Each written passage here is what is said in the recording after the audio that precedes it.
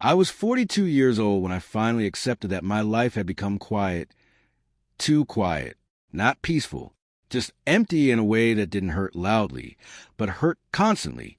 I had a routine: morning tea, office work, evening walks, dinner alone, sleep. Days passed like pages turning themselves, without asking me if I was still interested in the story. That's when he entered my life. He was 21, young, energetic, careless in the way youth often is. He talked easily, laughed loudly, and filled silence without trying. We met through a mutual connection, and at first, he was just there, sitting beside me, talking, asking questions. I didn't notice when his presence became necessary. He would come early in the morning sometimes, stay late at night. We shared meals. I noticed what he liked to eat, and without thinking, I started bringing those things for him. If he mentioned something casually, shoes, a phone, food, I found myself wanting to give it to him, not because he asked, because I liked seeing him happy. He stayed with me day and night. People around us called it friendship, and I believed them. I told myself I was too old for anything else, too settled, too realistic. But when he smiled at me, my chest felt warm. I thought that was normal. I didn't know then that love can arrive quietly, disguised as care, hiding behind kindness, until one day it becomes too big to ignore. And I didn't know that not all love is equal on both sides. I often wonder now when exactly the shift happened, the moment when friendship quietly crossed a line and became something heavier, something that rested on my chest even when he wasn't there. There was no single day, no dramatic realization, just a slow rearranging of my life around him. At first, I noticed it in small habits. If I went to the market, my mind automatically searched for the things he liked, the brand of biscuits he preferred, the street food he enjoyed but pretended not to care about. If I cooked for two, even on the days he said he might not come. When I bought clothes for myself, I wondered whether he would like them on me, then immediately laughed at my own foolishness. He's just a friend, I told myself. But my days no longer felt complete without his presence. My house, once silent, now carried his voice, his footsteps, his laughter. He sprawled comfortably on the couch as if the place belonged to him, and I felt proud of that, as if I had finally created a space where someone wanted to stay. He stayed a lot, sometimes day and night, sometimes for days without leaving. He would sleep late and wake up even later, while I quietly adjusted my schedule around him. I brought tea to his room without being asked. I listened when he complained about life, about money, about his dreams. I offered advice only when he wanted it, and silence when he didn't. And money, that was another line I crossed without realizing. If he wanted something, I didn't hesitate, not because he demanded it, but because I loved the look on his face when he received it. New clothes, food from outside, small comforts that made his life easier. I told myself it was generosity, that I was older and more stable, that this was normal. But generosity usually has limits. Mine didn't. There was something addictive about being needed. He leaned on me emotionally. He came to me when he was tired, frustrated, confused. He trusted me with his fears, his uncertainties about the future. And every time he did, a quiet voice inside me whispered, "You matter to someone." At 42, that feeling is dangerous. People assume maturity protects you from emotional mistakes. It doesn't. It only teaches you how to hide them better, from others and from yourself. Sometimes, late at night, we sat together without speaking. He scrolled through his phone. I watched him, pretending to focus on the television. The light from the screen reflected on his face, softening his features, making him look younger than he already was. Too young, my mind warned, but my heart didn't listen. I never touched him in a way that crossed boundaries. I never spoke words that could scare him away. I kept everything carefully contained. My affection disguised as care, my love hidden under responsibility, because I believed love had to be obvious to be real. I didn't realize that love can exist silently, patiently, dangerously quiet. He started calling me whenever I wasn't home. "Where are you? When will you be back? I'm bored." Those words made me rush home faster than I should have. Cancel plans. ignore calls from others. My world slowly narrowed until he stood at the center of it. People around me noticed. "You've changed," someone said once. I smiled and dismissed it. Yes, I had changed, but I told myself it was for the better. What I didn't notice, or maybe refused to notice, was that his affection had conditions. He was warm when he needed something, distant when he didn't. At first, I blamed myself. Maybe I was imagining things. Maybe I was becoming insecure because of my age. After all, why would a 21-year-old choose to stay with someone like me unless there was something genuine? I held on to that thought like a lifeline. There were moments, small, confusing moments, that kept me hopeful. He would sit close sometimes, rest his head briefly on my shoulder when he was tired, call me late at night just to talk about nothing. In those moments, my heart raced, and I told myself, see, this is real. But love should not feel like a puzzle you're afraid to solve. Deep inside, there was a quiet imbalance. I gave without counting. I stayed without questioning. I loved without naming it. And he took, stayed, and smiled. Looking back, I understand something I didn't then. Not all affection is love. Sometimes it is comfort. Sometimes convenience. Sometimes survival. But when you're lonely, you don't analyze kindness. You accept it. You treasure it. You build your life around it. I didn't know that I was slowly disappearing inside a version of myself created just to keep him close. And I didn't know that this imbalance, this unspoken difference between what I felt and what he felt, would one day break me in ways I couldn't imagine. Because when love is unequal, the one who loves more always pays the highest price. There comes a moment in every unspoken love when denial becomes heavier than truth. For me, that moment did not arrive with drama or tears. It came quietly, one ordinary evening, when I realized that my happiness now depended on his mood. He had been distant that day, not angry, not rude, just absent. He answered my questions with short replies, kept his eyes on his phone, laughed at something on the screen that had nothing to do with me. I sat across from him, pretending to read, pretending not to notice the growing distance between us. And suddenly, the thought appeared, clear, sharp, undeniable. If he leaves, I will fall apart. That realization terrified me, because friendship does not have that power. Love does. I didn't say the word out loud. I didn't confess it to anyone. I didn't even fully admit it to myself. But from that night on, everything changed inside me. I began to watch him differently. The way his expressions shifted when someone else called him. The way his tone softened when he talked about his future, one that never included me. The way he sometimes looked bored when I spoke, yet became animated when the topic benefited him. And still, I loved him, silently, carefully, painfully. I told myself I was protecting him, protecting myself, protecting the fragile balance we had built. After all, what right did a 42-year-old man have to complicate the life of someone so young? Age is not just a number when love is involved. It is a wall, built by fear, judgment, and reality. I began to feel old around him in ways I never had before. The lines on my face seemed deeper. My habits felt slower. My experiences heavier. He talked about dreams with excitement. I talked about stability. Sometimes I caught myself apologizing for things I didn't need to apologize for. My tiredness, my seriousness, my concern. I was shrinking, and he was changing. He started staying out late. Sometimes he wouldn't come home at all. When I asked where he had been, he answered vaguely, "Just friends. Don't worry so much. You think too much." Each sentence landed softly, but left bruises I pretended not to feel. I wanted to ask him so many things. Do you care about me the way I care about you? Am I important to you, or just useful? If I stop giving, would you still stay? But love without courage becomes fear, and fear makes you silent. I noticed something else too, something I had been avoiding. He only came close when he needed comfort, money, support, shelter, emotional reassurance. When he was strong, confident, distracted by the world, he drifted away from me. I was a safe place.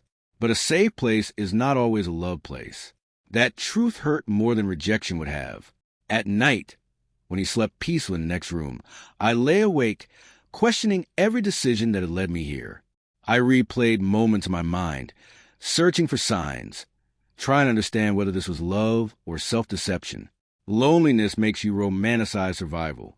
I realized then that I had never asked him directly what he felt, not because I didn't want to know, but because I was afraid of the answer, because if he said no, I would lose him, and if he said yes, I would have to face a reality too complicated to survive. So I chose silence. Days passed with an unspoken tension between us. He sensed it too. He became defensive, impatient. Small arguments began about nothing important, yet everything meaningful. "You've changed," he said one day. I smiled, but inside, something cracked. Yes, I had changed. Because loving someone who does not love you back the same way transforms you into a quieter, smaller version of yourself. I started feeling tired all the time. Not physically, emotionally. My body was present, but my spirit felt worn out. I lost interest in things that once mattered. My world revolved around waiting. Waiting for his mood. Waiting for his attention. Waiting for signs that maybe, just maybe, I matter more than I feared. But love should not feel like waiting to be chosen. One evening, he came home late. He was cheerful, excited, talking about plans that did not involve me. I listened, nodded, smiled, then realized I was no longer part of his present, only his convenience. That night, I cried silently, not because I loved him, but because I finally understood something devastating. He knew I cared, and he allowed it without responsibility. That is the cruelest form of imbalance. Still, I didn't stop loving him, because when you love deeply, logic becomes weak. Pride disappears. Self-respect fades quietly, not in one dramatic moment, but through countless small sacrifices you convince yourself are normal. I told myself, be patient, be kind, don't pressure him. What I didn't know was that patience, when unreturned, slowly turns into self-destruction, and the distance between us, which had once been invisible, was now growing into something I could no longer ignore. Love had become conscious, and with that awareness came pain. Because loving silently is not noble, it is lonely, and loneliness, when ignored long enough, prepares you for a heartbreak you never see coming. If pain arrived all at once, maybe we could brace ourselves. Maybe we could scream, cry, and let it pass. But when truth reveals itself in fragments, small moments, careless words, subtle changes, it eats at you quietly, patiently, until there is nothing left inside that hasn't been touched by doubt. I didn't wake up one day and suddenly understand everything. I noticed it the way you notice a crack in a wall. First tiny, almost invisible, then impossible to ignore. He had started smiling differently. Not at me, at his phone. Whenever a message came, his face softened in a way I had never seen before. He would tilt the screen away slightly, not dramatically, just enough to create distance. His laughter became selective, his attention conditional. I told myself not to overthink, but love sharpens perception, and fear sharpens it even more. I began to replay conversations in my head. Moments I had once found harmless now carried new meanings.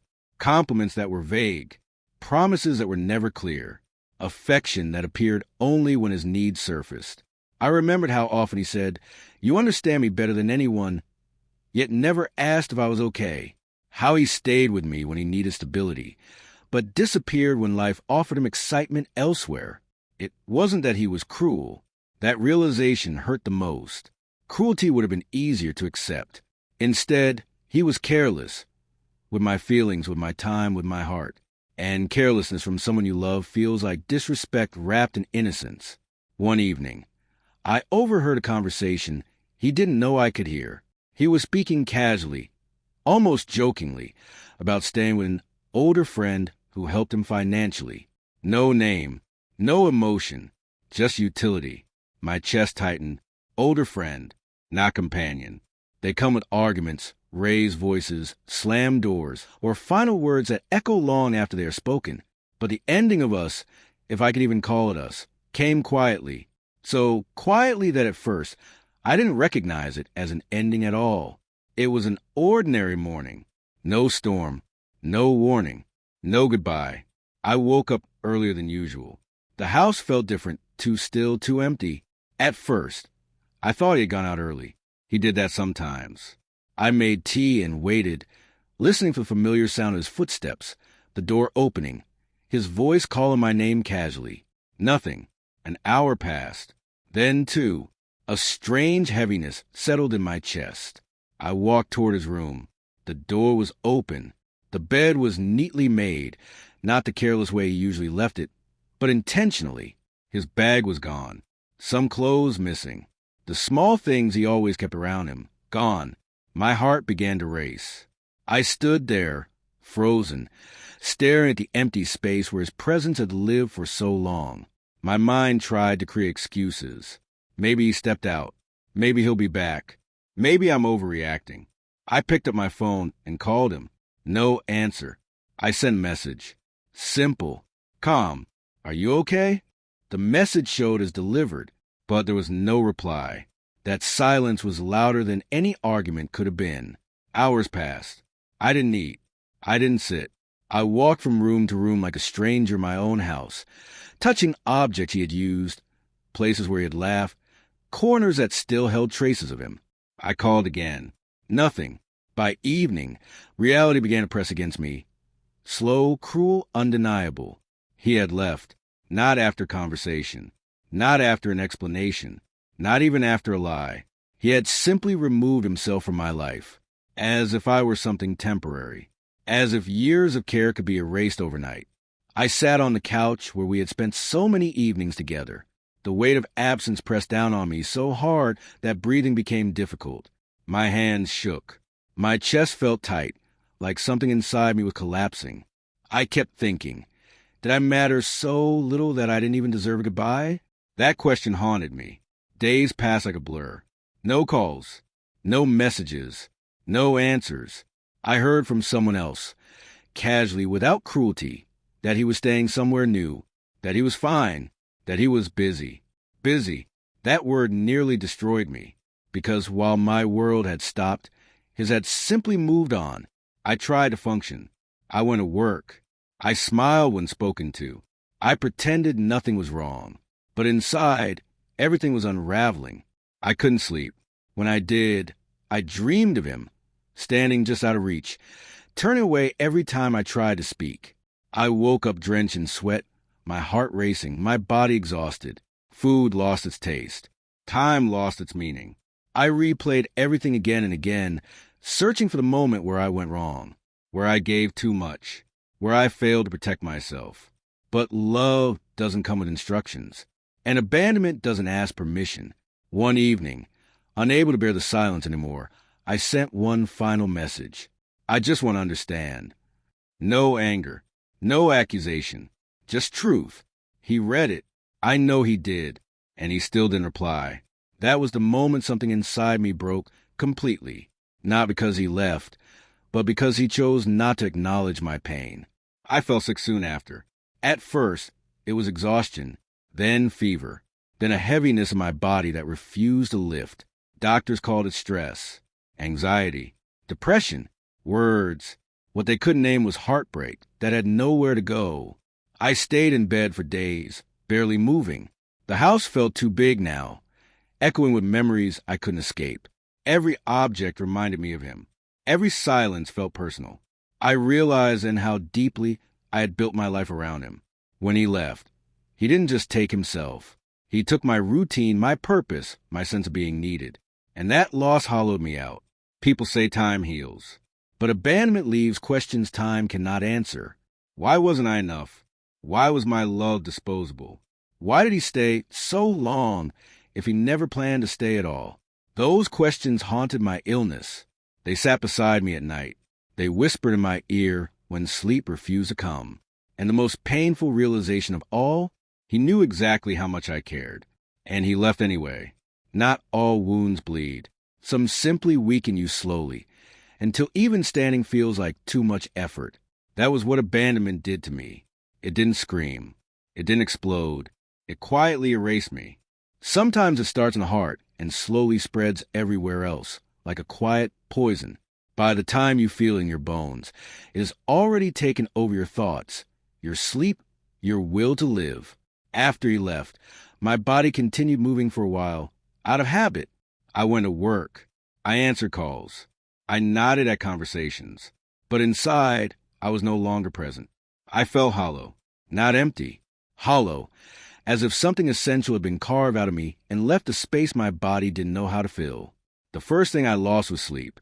Nights became unbearable. The bed felt too large, too cold. Every sound startled me.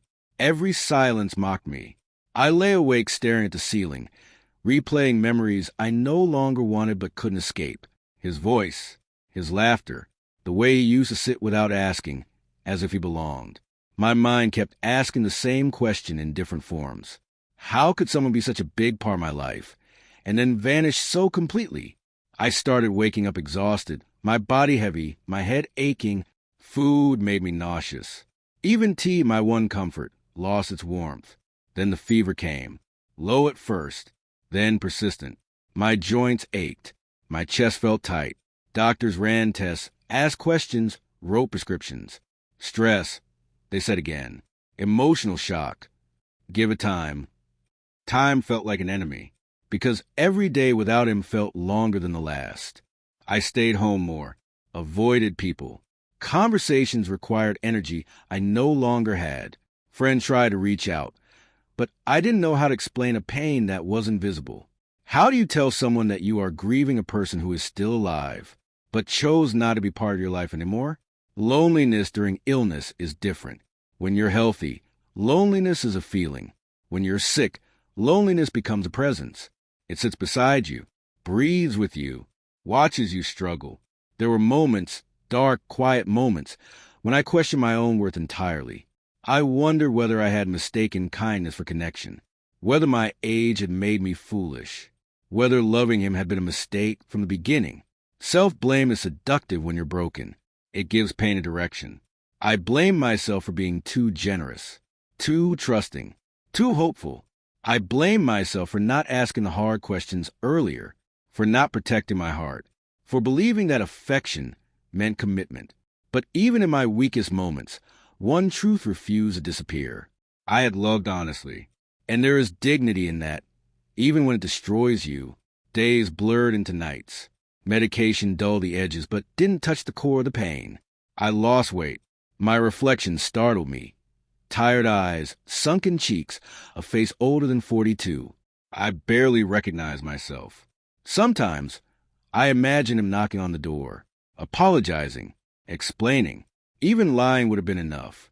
But the door stayed closed, and that silence became an answer. There was one night, the loneliest of all, when the fever was high and my thoughts became dangerous. I remember lying there, staring into darkness, thinking, if I disappear, would anyone notice the way I noticed when he left? That thought scared me, because it meant I was standing at the edge of something irreversible. The next morning, I forced myself out of bed and into sunlight. I sat near the window, feeling warmth on my skin, reminding myself that I was still here, still breathing, still alive. That was the beginning of something. Not healing, not yet, but awareness. Pain had consumed me, but it hadn't erased me. I began to write, not stories, thoughts, broken sentences, questions without answers. I wrote about love, about imbalance, about silence. I wrote about how giving too much can slowly erase the giver. Writing didn't cure me, but it gave the pain somewhere to go. I also began to see the past more clearly, not through longing, but through honesty. I recognized moments I had ignored, words that had felt wrong even then, warnings my heart had whispered but my fear had silenced. Understanding didn't reduce the pain, but it changed its shape. It became less sharp, less chaotic, more sad than desperate. And sadness, unlike desperation, can be survived. I stopped checking my phone constantly, stopped waiting for messages that would never come. The habit faded slowly, painfully, but it faded. One day, I realized something quietly powerful. I had survived his absence longer than I thought possible. That didn't mean I was healed. It meant I was still standing. Illness had weakened my body, but it had also forced me to confront truths I had avoided for years, not just about him, but about myself, about my fear of loneliness, about my need to be needed. about how I confused sacrifice with love. And slowly, very slowly, I began to understand that the love I gave, though unreturned in the same way, was not wasted. It taught me the depth of my own heart. And that realization, though painful, was the first step toward reclaiming myself. There is no sudden morning where you wake up light, free, untouched by memory. Healing comes quietly, unevenly. 2 steps forward, 1 step back, until one day you realize that the pain no longer controls your breathing. For a long time after my illness eased, I still carried him inside me, not as a presence, but as an echo. Certain smells brought him back, certain songs, even silence itself. Sometimes I would reach for my phone without thinking, then stop, my hand suspended in midair, remembering that there was no one left to reach. That pause, that moment of awareness, was painful, but it was also progress. I began to rebuild my days, not the way they were before him, but in a new shape, a shape that did not depend on another person's presence to feel complete. I returned to my routines slowly. Morning walks, evening tea, work that required focus. At first, everything felt mechanical, forced, but repetition has a quiet power. It reminds a body how to live even when the heart is tired. I stopped asking why. That was the hardest part. Why questions keep wounds open. They promise answers, but rarely deliver them. I realized that no explanation he could give would undo what had already happened. Understanding his reasons would not restore my self-respect, and closure could not be demanded from someone who chose silence. So I chose myself instead. Not dramatically, not angrily, just honestly. I allowed myself to feel sadness without shame, to admit that I had loved deeply and lost painfully. I stopped minimizing my experience just because others might not understand it. Love does not require permission to be real. I also stopped turning him into a villain. That surprised me. For a while, anger felt easier than grief, but anger kept me connected to him, tethered by resentment. Letting go required something harder, acceptance. I accepted that he was young, that he was confused, that he took what was given without fully understanding the cost. That did not excuse his actions, but it freed me from carrying hatred. One evening, months later, I ran into him unexpectedly, not in a dramatic place, not during an emotional moment, just a street, a passing glance. He looked the same and different, confident, distant, like someone from a previous life. Our eyes met briefly. No apology, no explanation, just recognition. And in that moment, something remarkable happened. My chest did not tighten. My breath did not falter. My world did not collapse. There was sadness, but it was calm.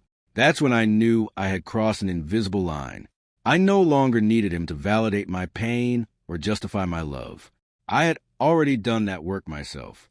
I walked away without looking back. That night, I thought deeply about what the experience had taught me. I learned that love without boundaries becomes self-erasure, that giving is beautiful, but only when it is not one-sided.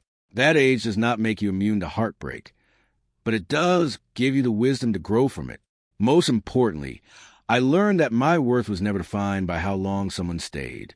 It was defined by how honestly I loved and how bravely I survived.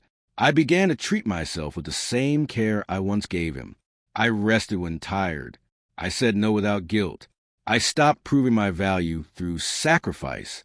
Slowly, I started to feel whole again, not because the pain vanished, but because it no longer owned me. Love did not end for me. It changed. It became quieter, more careful, more self-aware. I no longer chased connection. I waited for reciprocity. And if it never came again, I knew this. I would still be okay, because I had learned to stand alone without feeling empty. Some loves are not meant to last. They are meant to teach. And this one taught me the most important lesson of all. I deserved honesty.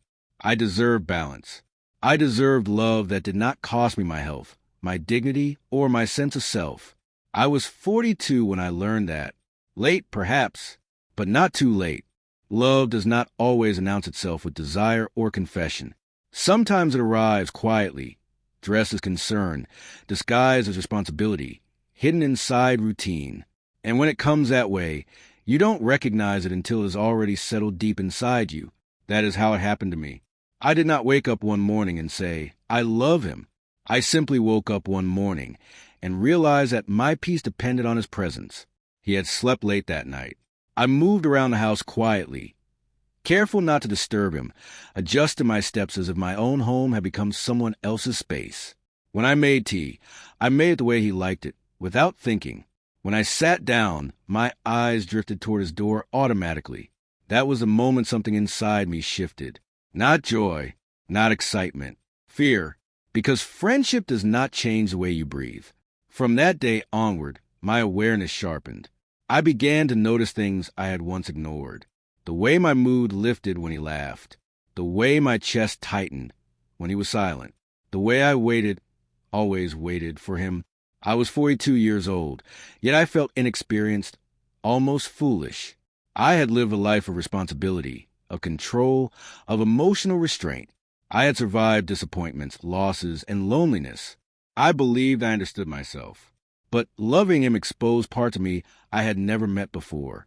I told myself it was affection, care, habit, but habits don't hurt when they're threatened. I watched him more closely, not because I wanted to, but because my heart demanded it.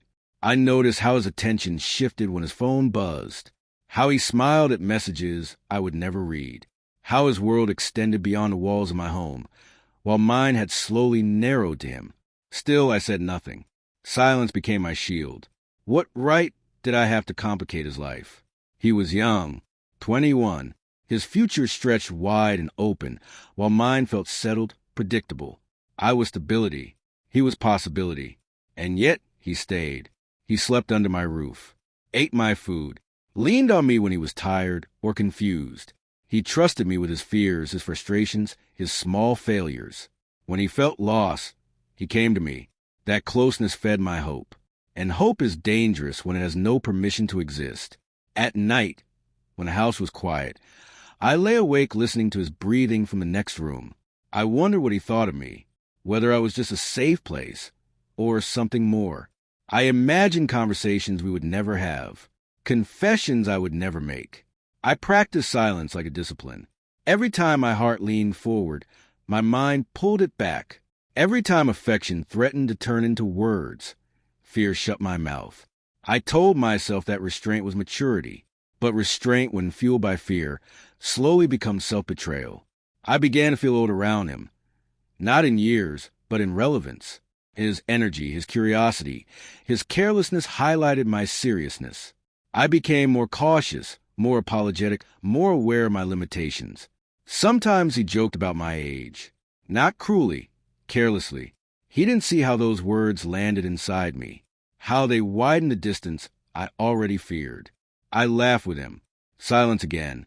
There were moments, small, fragile moments, that kept me trapped in uncertainty. He would sit close when tired, ask my opinion about things that mattered to him, call me when he was away, just to talk. Those moments convinced me that my love was not entirely imagined, but love should not exist on hints alone. I noticed how my generosity had become expected, how my presence was taken for granted, how my concern was sometimes met with impatience. And still I loved him. That is the cruelty of silent love. It does not diminish when it is unseen. It grows inward, folding into itself, becoming heavier with every unspoken word. I started to feel anxious without reason. My appetite faded. My thoughts became repetitive. I measured my worth through his reactions. If he was happy, I was relieved. If he was distant, I panicked. That imbalance frightened me. I tried to pull back emotionally, but love does not obey logic. The more I tried to control it, the more it leaked into everything I did. I asked myself hard questions late at night. If I stop giving, will he stay? If I speak the truth, will I lose him? Am I loved or just needed? I never answered those questions, because answering them required courage I didn't yet have. One evening, he came home late, distracted, excited about plans that did not include me. I listened, nodded, smiled, and felt something inside me collapse quietly. I realized then that my silence was protecting him, not me. I was the only one carrying the weight of this love. That realization did not end my feelings. It only made them lonelier. I loved him without expectation, without demand, without voice. I convinced myself that loving quietly was noble, but love that denies itself recognition slowly turns into pain. I began to understand something essential. Love needs balance to survive, and silence, when one-sided, becomes a form of self-harm. Still, I chose silence, because losing him felt worse than losing myself. And that choice, that quiet, repeated surrender, would shape everything that followed.